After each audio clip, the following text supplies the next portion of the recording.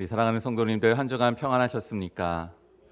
이렇게 예배당 가운데 마주보고 되니 항상 우리 성도님들의 은혜 가운데 있음에 또 감사드리며 기대하게 됩니다.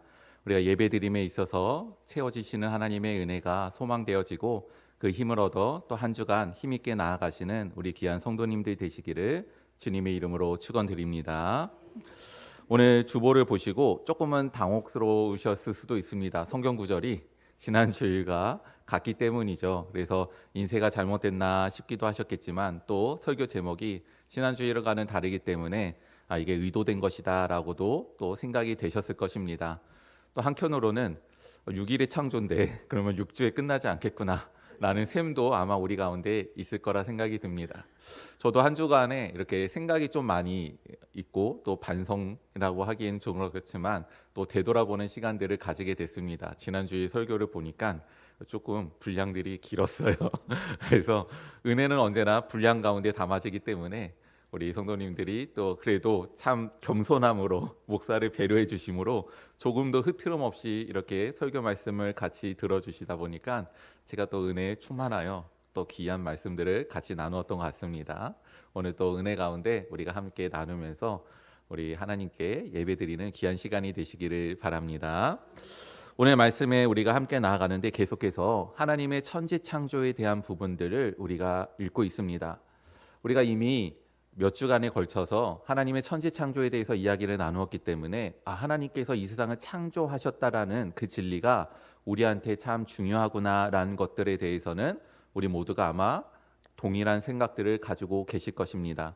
근데 조금 더 나아가서 우리가 하나님의 천지 창조, 하나님께서 이 세상을 만드셨구나, 그래서 다스리시구나, 이 세상이 하나님의 것이구나, 하나님께서 이 땅을 하나님의 뜻과 계획 가운데 이루어 가시는구나 라는 것을 우리가 고백하면 되는데, 굳이 6일의 창조의 시간들을 이렇게 자세하게 한 장에 걸쳐서 기록할 부분인가, 우리는 이것을 읽고 과연 어떠한 믿음을 가져야 되는가라는 것들에 대해서 좀 더 심화하여 오늘은 그 말씀을 나누고자 합니다. 이스라엘 백성들에게는 창조의 하나님의 이 창조의 기사, 하루마다 어떤 일들을 이루셨는지 그 세세한 것들이 우리보다는 더욱더 중요하게 다가왔을 것이라 생각이 듭니다. 왜 그러냐면 이스라엘 백성들은 지금 출애굽하여 광야를 지나가고 있고 시내산에 이제 도달하게 됩니다. 우리가 알다시피 시내산에서 모세가 하나님을 독대하는 가운데 율법을 받고 하나님과 언약을 맺게 되죠. 자, 우리 성도님들 누군가 약속을 맺어요. 단순히 시간 약속이 아니라 뭔가를 빌려주거나 아니면 내 일생에 있어서 중요한 결단을 내리거나 이러할 때 약속을 하는데 아무랑 약속을 하지 않잖아요. 그 사람이 누구고 어떤 사람이고 이때까지 어떤 삶을 살았고 그래서 어떤 능력이 있고 어떤 신뢰감이 있고 여러 가지 파악하는 가운데 내가 그 사람과 이 정도의 약속은 할 수 있겠다라는 것들을 우리가 생각을 하게 되겠죠. 이스라엘 사람들도 그들이 지금 출애굽을 하여 광야를 지나 가나안으로 가고 있는데 그래서 하나님과 새로운 언약을 맺게 되는데 이때 그렇다면 우리와 언약을 맺게 되는 그 하나님은 누구신가? 그래서 하나님은 어떤 일들을 하셨고 무슨 일들을 하실 것인가? 그러면 우리는 하나님의 백성으로서 그 언약을 맺음으로써 어떤 삶들을 살아가야 되는 것인가? 이러한 것들을 마음의 준비함이 필요할 것입니다. 그렇기 때문에 모세가 하루하루마다 하나님께서 어떤 일들을 이루셨는지 그의 권능과 능력과 뜻들을 그 말씀 가운데 풀어서 그들에게 믿음을 더욱더 확고하게 붙잡아 줘야 될 필요가 있었던 것이죠. 두 번째로는 우리가 계속해서 나눔과 같이 그들이 가나안을 어떻게 정복하고 그곳에 정착할 것인가라는 그 확신의 근거가 창조의 하나님의 능력을 우리가 듣고 믿으면서 그들이 그 삶들 가운데 굳건히 나아갈 수 있는 것. 그래서 언약에 대해서 이제 믿음에 대해서 그리고 삶에 대해서 이러한 문제들 때문에 그들은 하나님에 대한 창조의 기사를 우리보다는 조금 더 자세하고 또 필요적으로 들어야 했을 것입니다. 그렇다면 우리는 어떻습니까? 우리는 하나님과 지금 새로운 언약을 맺으려고 하는 게 아니에요. 우리는 하나님께 구원을 받았는데 그 구원은 이미 하나님께서 예언하신 것 가운데 이루신 언약 속에서 우리는 구원을 받았습니다. 물론 우리에게는 삶의 문제가 있습니다. 그 삶의 문제는 좀 상대적이에요. 어떤 상대적이냐면 먼저는 상황이 상대적입니다. 내게 어떠한 능력이 있는가, 그것에 따라서 삶의 문제가 어렵거나 크거나 힘들거나 이런 것들이 결정이 되는 것이겠죠. 누군가 만약 저한테 이 화분을 이제 좀 비가 내리니까 오늘 예배 끝나면 비 좀 맞게 내놔 주십시오라고 하면은 제가 이것을 뭐 고민하면서 이것을 어떻게 들고 그러지 않을 겁니다. 그냥 들어서 갖고 갈 정도의 무게고 쉬운 부분이겠죠. 근데 만약에 누군가가 저한테 오르간을 좀 옮겨 주십시오, 혹은 좀 저게 고장 났으니까 손을 봐야 됩니다라고 하면은 저는 그때부터 고민이 되겠죠. 혼자서 저것을 옮기지 못하는데 우리 교역자를 다 동원해야 되는가, 혹은 저것을 고쳐야 된다라고 하는데 어디에다가 수리를 맡겨야 되는가, 무엇이 고장 났는가, 도대체 어디가 이제 어려움이 있어서 그렇게 수리를 해야 되는가, 여러 가지 고민과 어려움들이 발생이 될 것입니다. 문제라는 것은 상황에 따라 다릅니다. 내 능력에 따라서 어떤 것은 문제가 되기도 하고 어떤 것은 문제가 되지 않기도 하는 것이죠. 또한 더 나아가서 환경에 따라서 달라지기도 합니다. 우리가 지금 우리나라가 미국과 이제 관세에 대한 협정을 계속해서 이뤄가고 있는데 자동차 관세가 뭐 당장 10% 이상 높아질 것이다라는 부분들이 실효적으로 나타나게 되면은 그러면은 그 기업에 있어서 굉장히 어려움이 발생이 되겠죠. 판매를 위해서 뭐 가격을 올리지 않으면 수익이 줄어들 거고, 수익이 줄어들면 그러면은 나라에 내는 세액도 줄어들 거고, 그 기업에 고용돼 있는 사람들의 일의 처지들도 어려워질 거고, 여러 가지 연관들에 되는 부분들이 달라지게 됩니다. 분명히 그 기업의 생산량이나 능력은 조금 더 달라진 게 없는데 갑자기 주변에 이어지는 정책이 달라지니까 그에 대한 묶여있는 문제들이 갑자기 발생되기 시작하는 것이죠. 우리도 그러하지 않습니까? 우리들은 전혀 다른 삶을 살지 않아요. 똑같이 매일매일 삶을 살아가고 있는데 갑자기 우리 주변의 환경들이 달라지면 그때부터 뭔가 어려움이 발생이 되기도 하는 것입니다. 그 외에도 사람마다 다가오는 어려움도 다릅니다. 어떤 사람은 건강이 문제가 되기도 해요. 어떤 분들은 재정이 문제가 되기도 합니다. 어떤 분들은 자녀가 문제가 되기도 해요.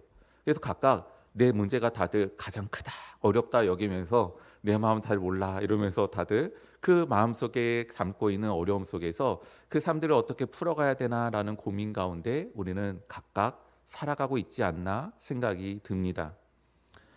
그러나 우리에게 삶보다 더 어렵고 중요한 문제들도 있습니다.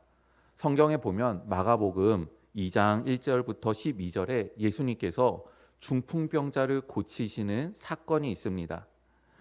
예수님이 오셨다라는 소식을 듣고 중풍병에 걸린 환자를 사랑하는 그 친구들이 4명이 이제 모여서 지붕을 뜯어 구멍을 내고 줄을 달아 그 상을 내려 예수님께로 그 앞에 데려다 놓습니다. 그러니까 예수님께서 보시고 불쌍히 여기시고 그들의 믿음을 보시면서 그들 고치시기로 하셨죠. 근데 어떻게 고치시죠?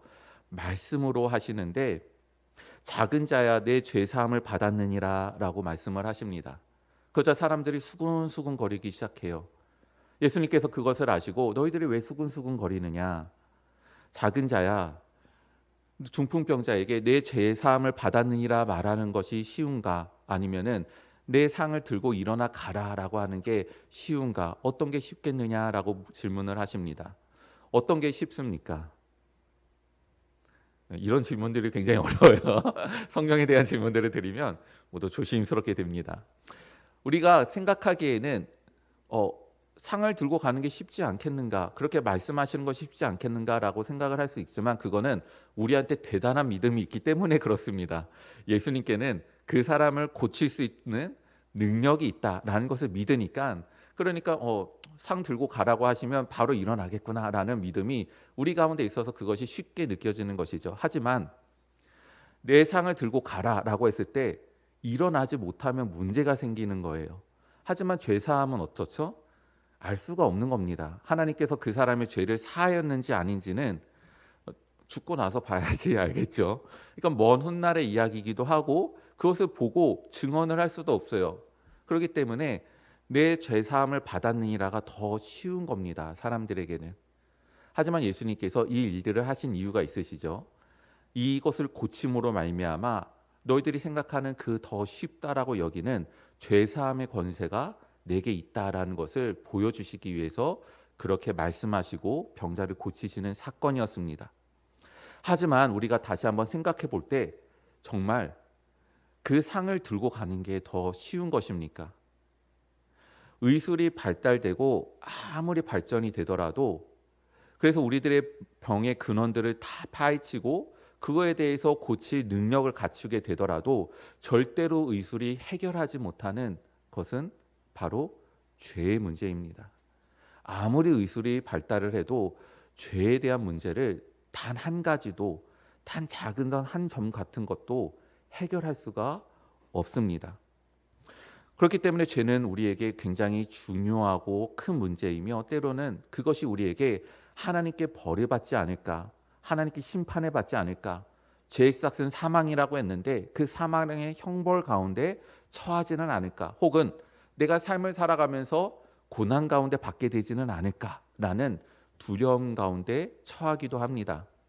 저는 이 죄에 대해서 두려움을 가진 적도 있어요. 왜냐하면은 초등학교 때 설교를 듣는데, 물론 초등학생한테 이 죄와 구원에 대해서 설명을 하자니 얼마나 전도사님이 힘드셨겠습니까? 그래서 예화를 여러 가지 들으면서 해주셨는데 그 예화가 너무나도 강인했는데 지금 생각해 보니 조금은 잘못된 예화였어요. 어떤 예화였냐면, 우리가 하나님께로 가잖아, 이런 식으로, 우리가 나중에 죽어서 하나님께로 가잖아, 가면은 하나님께로 가는데 긴 사닥다리가 하늘로 올라가는 거야.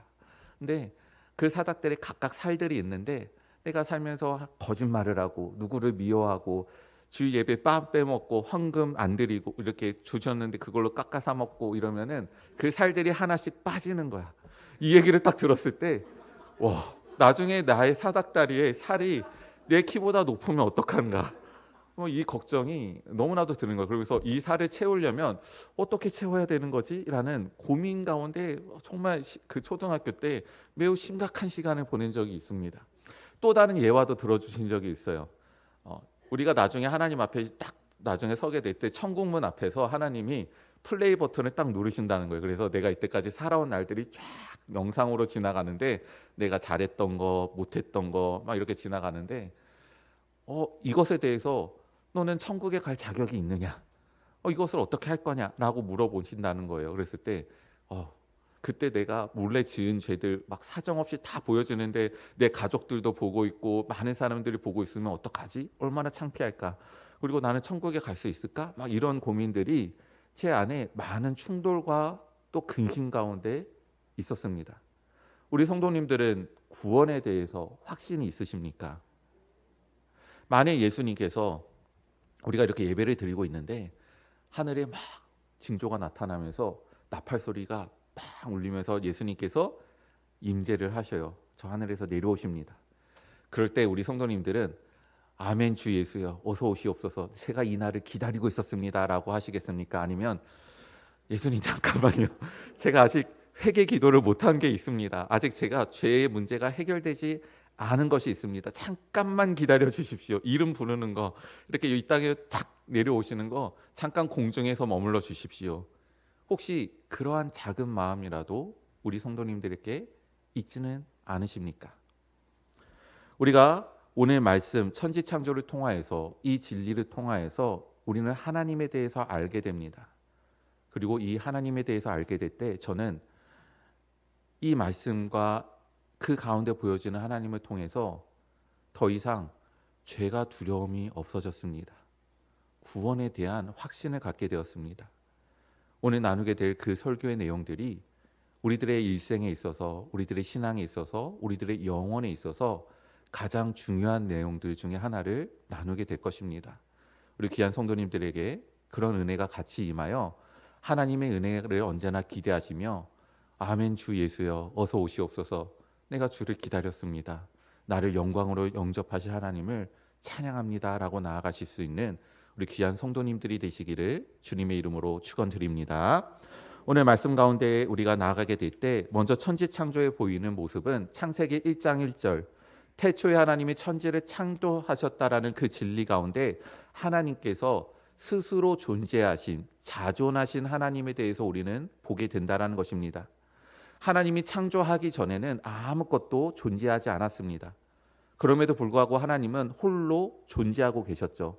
우리처럼 물이 필요하신 것도 아니고 땅이 필요하신 것도 아니고 양식이 필요하신 것이 아닌 홀로 그 영원의 시간 가운데 존재하셨지만 아무런 불편함이나 어떠한 필요에 의해서 찾으시는 것이 없는 혼자 존재하셔도 그 가능하신 자존하신 하나님을 우리는 보게 됩니다. 그 자존하신 하나님에서 우리가 알게 되고 믿게 되며 바라보는 하나님의 속성은 하나님의 계획과 뜻은 하나님의 의지, 자의적인 의지에서 나온다라는 부분입니다. 누군가가 하나님께 요청을 한 게 아니에요. 하나님, 뭔가 필요하지 않습니까? 이 세상을 창조해 보십시오. 창조하셔야 됩니다. 요청하거나 강요를 한 것이 아닙니다. 즉 창조는 하나님께서 원하시는 것을 뜻하신 바대로 하나님의 능력 가운데 만드신 것이죠. 그렇기 때문에 창조는 하나님의 본성으로부터 기인한 것입니다. 그러면 그 창조를 이루게 하신 하나님의 본성은 무엇인가? 라고 했을 때 아마 이런 말씀을 우리 성도님들은 읽으셨을 것입니다. 이사야서 43장 21절 말씀입니다. 이 백성은 내가 나를 위하여 창조하였나니 지었나니 나를 찬송하게 하려 함이니라. 하나님께서 너무 혼자 계시니까 쓸쓸하셔요. 그리고 누구도 내가 참된 신인지를 알아주질 않아요. 좀 마음이 상하셨어요. 그래서 내가 영광을 좀 받아야 되겠다. 누군가 나를 좀 찬양해야 되겠다. 이래서 내가 사람을 만들어야 되겠다. 피조물을 만들어야 되겠다. 이래서 하나님이 이 세상을 창조하신 것은 아닙니다. 우리가 그것을 어떻게 알 수 있을까요? 결과를 보면 알잖아요. 하나님께서 말씀 가운데 모든 것들을 만드셨는데 그래서 우리가 존재를 하는데 우리가 하나님께 과연 영광된 존재입니까? 오히려 하나님의 영광을 깎아먹고 있지는 않습니까? 그러면 하나님께서 창조하시면서 이 결과가 하나님의 실패인 것입니까? 그렇지 않잖아요. 하나님께서는 매일 창조하시면서 보시기에 좋았더라라고 말씀을 하셨습니다. 그리고 6일의 창조를 마치시고 나서 안식을 하시는 모든 수고를 다 마치시고 이제는 그 끝을 맺으셨던 그 완성을 하나님께서는 이루셨던 것이죠. 그렇기 때문에 창조는 실패가 아닙니다. 하나님의 원하신 대로 그대로 이루어진 선한 것이고 옳은 것임을 우리는 이미 봤습니다. 그렇다면 하나님께서 이 세상을 창조하신 그 본성, 무엇으로부터 하나님은 이 세상을 창조하시게 되었는가? 우리는 그것을 말씀 가운데 좀 더 보고자 합니다. 그 말씀이 이제 창세기 1장 1절에서 2절부터 나와 있는 삼위일체의 하나님에 대한 내용입니다. 1장에서는 태초에 하나님이 천지를 창조하시니라 말씀하시면서 성부 하나님에 대한 이야기가 나옵니다. 그리고 2절에서는 하나님의 영이 수면 위에 운행하시니라 말씀하시고 이 하나님의 영은 우리가 아는 바와 같이 성령님이십니다. 자, 그러면 성자 하나님, 예수님은 어디에 계셨을까요? 요한복음 1장 1절에서 보면 태초에 말씀이 계시니라 이 말씀이 하나님과 함께 계셨으니 이 말씀은 곧 하나님이시니라 라고 예수님에 대해서 증언합니다. 이 증언이 왜 예수님에 대한 증언이냐면 요한복음 1장 14절에 보면 말씀이 육신이 되어 우리 가운데 거하심에 우리가 그의 영광을 보니 아버지의 독생자의 영광이요 은혜와 진리가 충만하더라 라고 기록을 하고 있습니다. 즉 태초에 말씀이 계셨고 그 말씀이 하나님이시고 말씀이 육신을 입고 이 땅에 오셨는데 그분이 하나님의 독생자다. 예수님에 대한 설명이죠.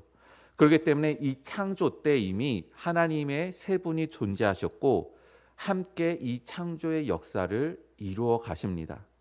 사람을 창조하실 때 우리가 우리의 형상과 모양을 따라 사람을 만들고라는 뜻을 합하시며 함께 연합하셔서 이루시는 창조의 완성을 우리는 이미 말씀 가운데 알고 있는 것이죠.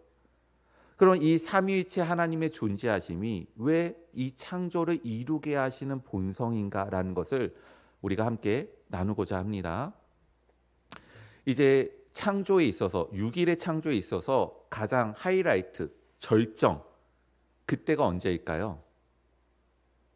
처음에 아무것도 없는데 빛이 딱 생겼을 때, 와, 이 환함, 이것이 하나님의 영광일 수 있습니다. 그리고 창조의 절정일 수 있어요. 하지만 저는 창조의 절정을 마지막 창조에서 봅니다. 바로 사람의 창조인 것이죠. 우리 교회 1층에 보면은 수족관이 있습니다. 제가 이 교회에서 사역할 때 저 수족관에 대한 관리를 많이 세심하게 해야 되는구나라는 것들을 느꼈습니다. 자꾸 뭐가 끼잖아요. 그러니까 그것에 대해서 준비를 하는데, 만약에 누군가가 물고기를 선물로 주었다고 생각을 해보십시오. 근데 나에게는 수족관이 없어요. 그러면 어떻게 하죠? 얼른 가서 수족관을 어항이든 수족관을 하나 사겠죠.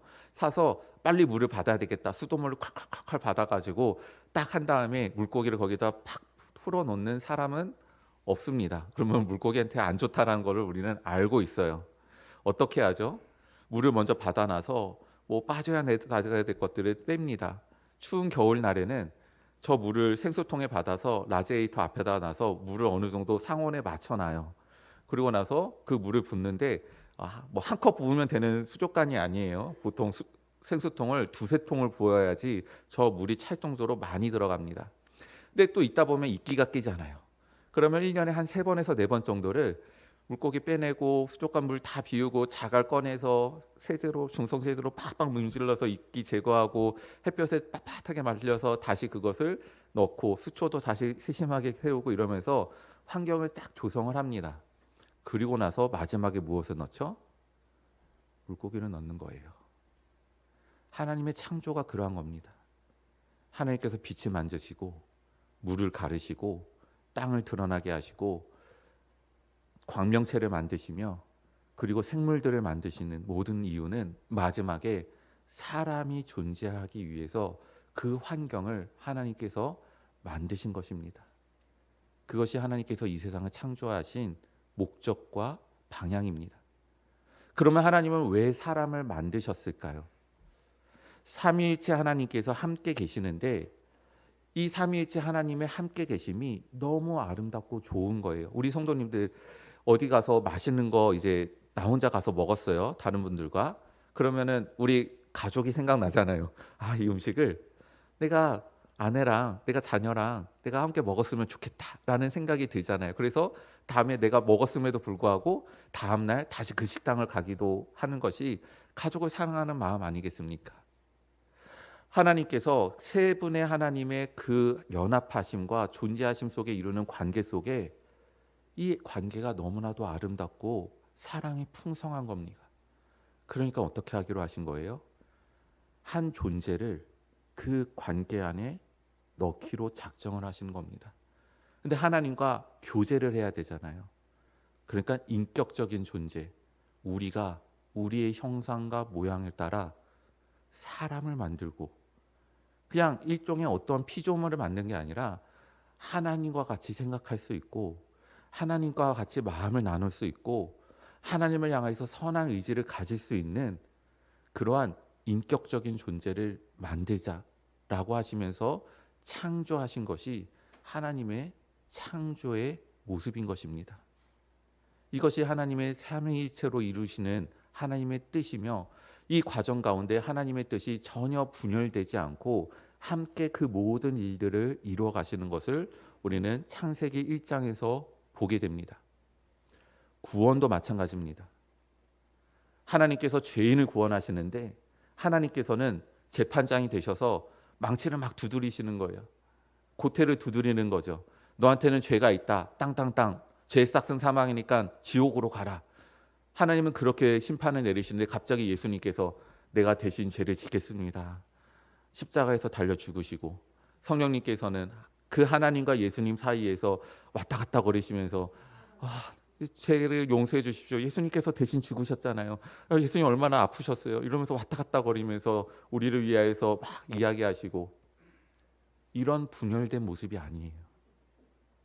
하나님께서 이 세상을 구원하시고 죄인을 구원하시는 것은 성부 하나님께서 어떻게 구원을 하시겠다라는 계획을 세우시고 예수님께서는 그 계획에 따라서 하늘의 모든 영광과 그 권세를 내려놓으시고 이 땅에 오신 것이며 그리고 성령님께서는 그 예수님의 죽으심의 그 값을 헛되지 않게 우리들의 선택하심 속에서 믿음을 주시고 그 믿음 가운데 살게 하시고 결국에는 구원에 이르도록 하시는, 완성에 이르도록 하시는 그 넓은 구원의 역사를 삼위일체 하나님께서 각각 역할을 담당하시며 그 하나님의 지혜와 그 하나님의 능력과 그 하나님의 권위와 연합하여서 이루실 수 있는 모든 절정의 그 결정체들을 우리 구원 가운데 한없이 쏟아내고 계시는 것입니다. 그것이 삼위일체 하나님의 연합과 우리가 창조를 통하여서 분열되지 않는 하나님의 모습 속에서 보게 되는 구원, 재창조하시는 하나님의 능력의 모습인 것인 겁니다.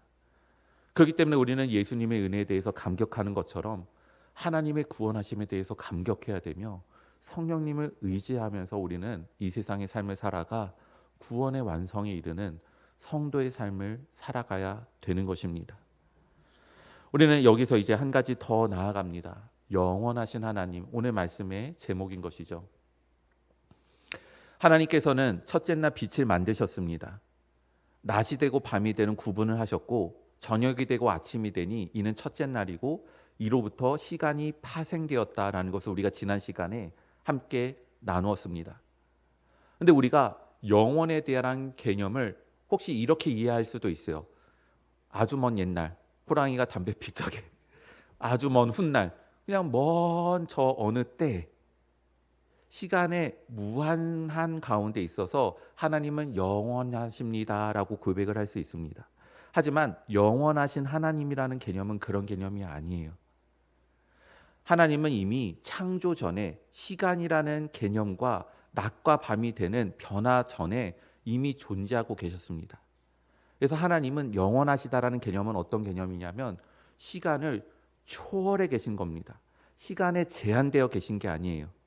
우리는 시간에 묶여 있는 존재입니다. 그래서 어떻게 되죠? 시간이 흐름 가운데 생로병사를 겪게 되는 거예요. 태어나고 자라고 늙게 되고 병들고 결국에는 우린 죽어 하나님께로 가게 되는 것이죠. 우리는 시간에 묶여 있는 존재입니다. 하지만 하나님은 그 시간을 초월해 계신 분이에요. 원이 있잖아요. 이 원은 어떤 것입니까? 한 점을 중점으로 같은 거리에 있는 점들이 쭉 모여서 선을 이루는 게 원이 되는 것입니다. 하나님께는 시간이란 개념이 이것과 같아요. 우리에게는 과거와 현재와 미래가 있지만 하나님께는 과거도 현재도 미래도 모두 다 하나님의 영원한 현재로 끌어오시는 겁니다. 하나님께는 모든 것들이 동일한 선상이에요. 동일한 길이에요. 그래서 모든 시간이 하나님께는 영원한 현재입니다. 이 가운데 우리와 언약을 맺으신 거예요. 이 언약 가운데 예수님께서 십자가에 달려서 죽으신 것입니다. 그렇기 때문에 예수님의 죽으심은 2000년 전에 있었지만 예수님의 죽으심으로 말미암아 구원을 받는 그 실효성은 과거에도 있었고 오늘날도 있었고 앞으로도 있는 것입니다. 그리고 성령님께서 우리를 통해서 적용하시는 구원의 역사도 영원한 현재 속에 우리를 이루시는 것입니다. 그러니 우리에게는 해결되지 않은 죄가 없습니다. 하나님께서 우리에 대해서 의인이라고 칭하시고 죄가 사하여졌다라고 말씀하시는 모든 구절은 과거형입니다. 이미 너희는 죄에서 사함을 받았다라는 거예요. 너희는 의인이 되었다라는 것입니다. 너는 앞으로 의인이 될 것이다. 너희는 의인이 될 수도 있다라는 가능성이나 미래에 대한 어떠한 이야기가 아니라 이미 예수 그리스도가 죽고 부활하심으로 말미암아 우리들의 죄에 대한 모든 것들을 담당하셔서 죄가 씻겨졌으니 너희는 그로 말미암아 죄가 씻겨져서 너희는 의인이다라는 것이 이미 선포가 된 것입니다. 그리고 더 나아가서 하나님은 우리가 영광스러운 존재가 될 것이다. 이것 또한 과거형으로 말씀하십니다. 아직 우리에게 이루어지지 않았으나 하나님께서는 그것을 이루실 거기 때문에 하나님께서는 우리를 영화스러운 존재로 바꾸실 것이다라고 로마서 8장에서 그렇게 말씀을 하고 계신 거예요. 그렇기 때문에 우리의 죄는 어떻게 됩니까? 하나님을 믿을 때 그때 이미 우리들의 죄는 과거와 현재와 미래의 모든 죄들이 하나님의 그 영원성, 영원한 현재 가운데, 그 가운데 우리들의 모든 죄는 다 해결이 되어 의로운 자로 완성이 된 것입니다. 그래서 아까 말씀드렸던 것처럼 예수님께서 이 땅에 오실 때 우리는 그런 두려움이 필요 없습니다. 예수님 잠시 기다리십시오. 내게는 아직 회개하지 않은 죄가 없습니다. 이것은 잘못된 것입니다. 이미 예수 그리스도 안에서, 하나님의 영원하심 안에서 우리의 모든 것들은 해결이 되었습니다. 하지만 우리는 우리들의 부끄러움을 알잖아요. 우리들에게 죄가 있다라는 것을 알고 있습니다. 그럴 때 이것이 어떻게 해결이 될까라고 할 때 예수님께서는 죽은 상태로 계신 것이 아니라 살아 계셔서 하나님의 보좌 우편에 계셔 우리를 위하여서 중보하시고 계십니다. 예수님은 보혜사이시며 내가 또 다른 보혜사 성령을 보내겠다라고 하셨습니다. 이 보혜사는 간구하는 자라는 것입니다. 간구는 어떤 것이냐면 여기에서 말씀하시는 간구는 거기에 대해서 변론을 하다, 탄원을 하다라는 것입니다.